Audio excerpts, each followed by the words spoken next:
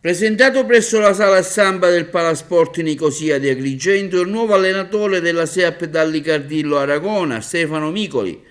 All'incontro con la stampa ha partecipato anche il presidente Nino Di Giacomo, che tra l'altro ha ringraziato il coach per aver accettato la proposta di allenare la squadra aragonese. L'obiettivo principale è la salvezza, che per noi sarebbe come vincere il campionato. La sfida non mi spaventa, ha dichiarato il coach. Sono soddisfatto nell'organico che il presidente Nino Di Giacomo mi ha messo a disposizione. Il presidente Nino Di Giacomo ha espresso il suo dispiacere per non poter giocare nella città di Agrigento. Le partite infatti per irregolarità del Palasport Nicosia si svolgeranno a Canicattì.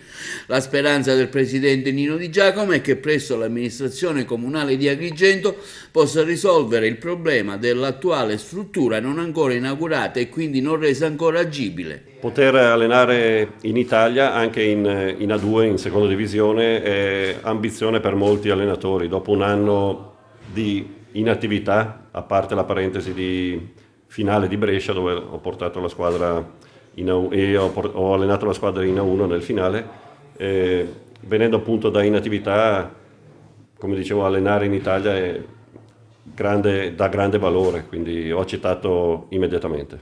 L'obiettivo è la salvezza. L'obiettivo primario è la salvezza, per noi è come vincere il campionato, diciamo. Soddisfatto della campagna acquisti? Che squadra è la SEAP Dallicardillo Aragona? Direi che sono soddisfatto, pur considerando che abbiamo agito un po' in ritardo, però abbiamo agito con oculatezza sulle scelte di mercato, quindi è una squadra che dovrà lavorare molto per entrare a regime, ma una volta arrivati lì dovremo mantenerlo. Che A2 dobbiamo aspettarci?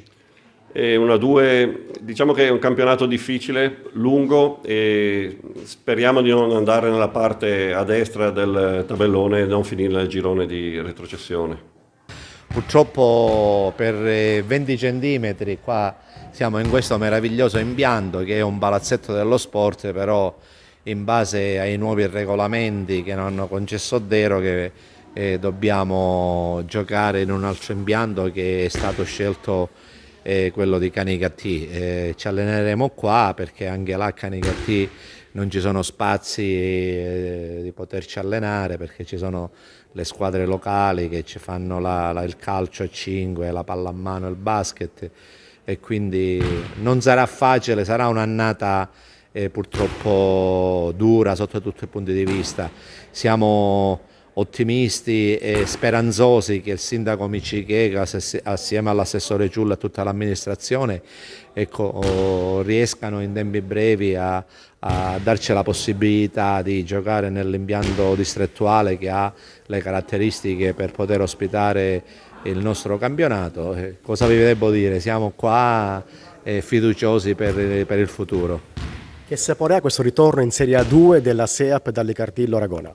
Beh, è un ritorno voluto perché, come tutti sanno, 4 anni fa, quando noi facevamo la nostra tranquilla Serie C, Sergio Vella della SEAP mi ha invitato a stilare un progetto che vuole proprio riportare la pallavolo ad alti livelli ad Agrigento, perché non ci scordiamo che Agrigento è annoverata tra le città pallavolistiche, perché in passato ha avuto in contemporanea 2 serie A1 e non è roba da poco avere 2 serie A1, quindi siamo ritornati, c'è tanta voglia di fare bene. Quest'anno purtroppo siamo entrati in ritardo sul mercato per le vicissitudini che tutti sapete.